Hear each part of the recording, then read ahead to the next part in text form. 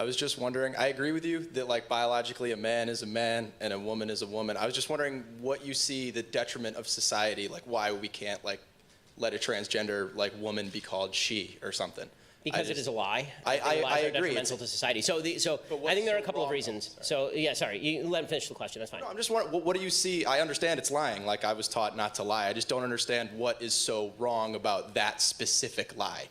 Well, I mean, as opposed to other lies, I'm not sure there is anything wrong. I mean, I don't like all of them, but as far as that specific lie, I think that one of the problems that we have is this determination that men can become women and women can become men undermines some barriers between men and women that I think are useful and good, particularly in children. So if I have to teach my 3.5-year-old, right, she's almost 4, if I teach my almost 4-year-old girl that she can become a boy, then I think that is not only lying to her, I think it's confusing her, and I think it's damaging to her psyche. One of the premises of the transgender movement is that human minds are completely non-malleable.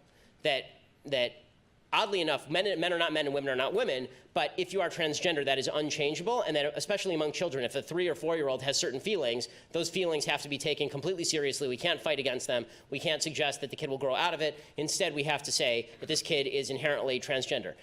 I can tell you, having kids are incredibly malleable. Kids are easily confused. And saying to a child, which is what the transgender movement would like to do, I mean, they're having drag shows in kindergarten now in some areas. When you do that, when you confuse kids about gender, you're doing the kids no favors. You're doing them or you could be doing significant damage to kids. Kids should not be confused about their biology. Kids should not be confused about their gender. And let's put it this way, just from a certain statistical standpoint, if it is true that the transgender suicide attempt rate is 40% over the lifetime, and if I am right, then more kids will be confused about gender, which, by the way, you do see. You've seen an uptick in transgender surgery in Europe. You've seen a greater identification as transgender overall in places like Europe, malleable rates of transgenderism in Europe. If that's the case, then you're raising the suicide rates, presumably, if there's an association between for young people who are now confused about gender.